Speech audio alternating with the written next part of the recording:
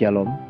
Pembacaan firman kita hari ini terdapat pada Bilangan pasal 20. Miriam mati.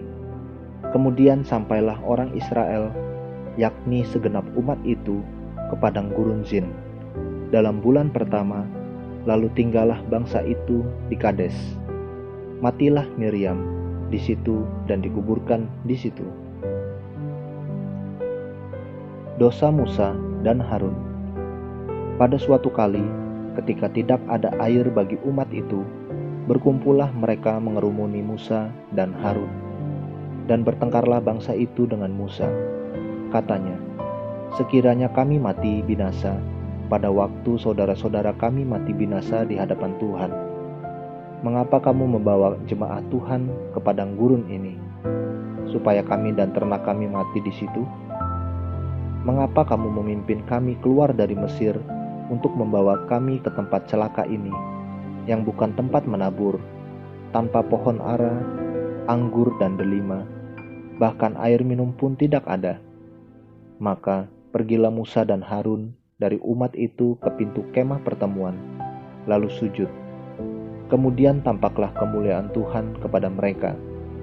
Tuhan berfirman kepada Musa, ambillah tongkatmu itu, dan engkau dan Harun, kakakmu, harus menyuruh umat itu berkumpul. Katakanlah di depan mata mereka kepada bukit batu itu, supaya diberi airnya. Demikianlah engkau mengeluarkan air dari bukit batu itu bagi mereka, dan memberi minum umat itu, serta ternaknya. Lalu Musa mengambil tongkat itu dari hadapan Tuhan, seperti yang diperintahkannya kepadanya. Ketika Musa dan Harun telah mengumpulkan jemaah itu di depan bukit batu itu, berkatalah ia kepada mereka, dengarlah kepadaku, hai orang-orang durhaka, apakah kami harus mengeluarkan air bagimu dari bukit batu ini? Sesudah itu Musa mengangkat tangannya, lalu memukul bukit batu itu dengan tongkatnya 2 kali, maka keluarlah banyak air, sehingga umat itu dan ternak mereka dapat minum. Tetapi Tuhan berfirman kepada Musa dan Harun, karena kamu tidak percaya kepadaku dan tidak menghormati kekudusanku di depan mata orang Israel, itulah sebabnya kamu tidak akan membawa jemaah ini masuk ke negeri yang akan kuberikan kepada mereka. Itulah mata air Meriba, tempat orang Israel bertengkar dengan Tuhan, dan ia menunjukkan kekudusannya di antara mereka. Edom menolak permintaan orang Israel melalui negerinya.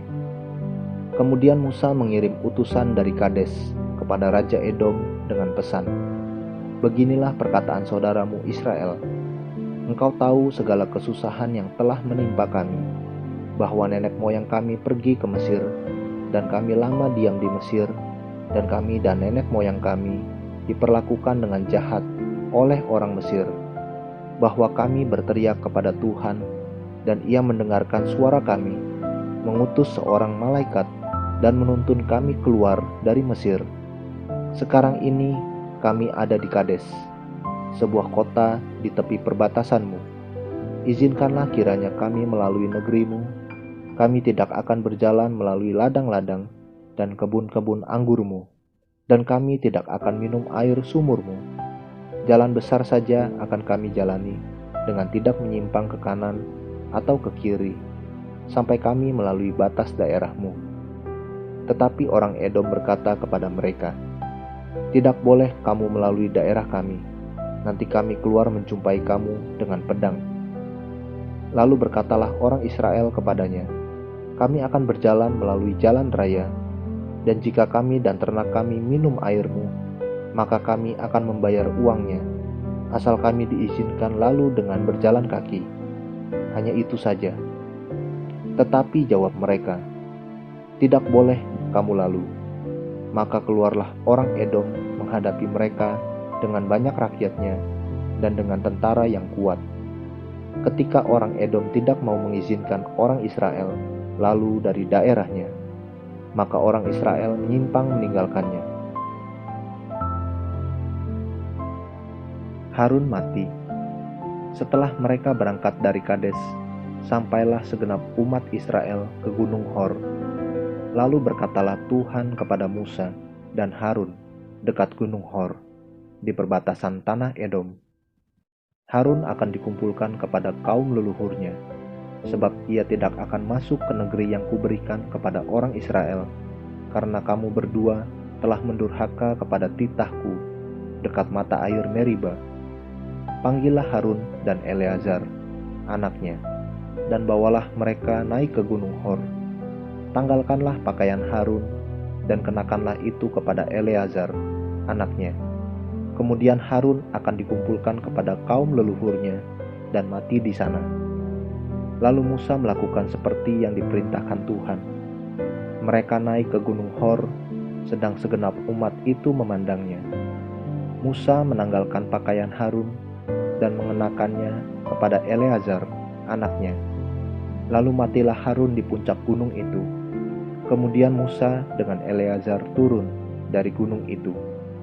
Ketika segenap umat itu melihat bahwa Harun telah mati, maka seluruh orang Israel menangisi Harun 30 hari lamanya. Amin. Terus baca firman-Nya, renungkan dan lakukan dalam kehidupan kita. Tuhan Yesus memberkati.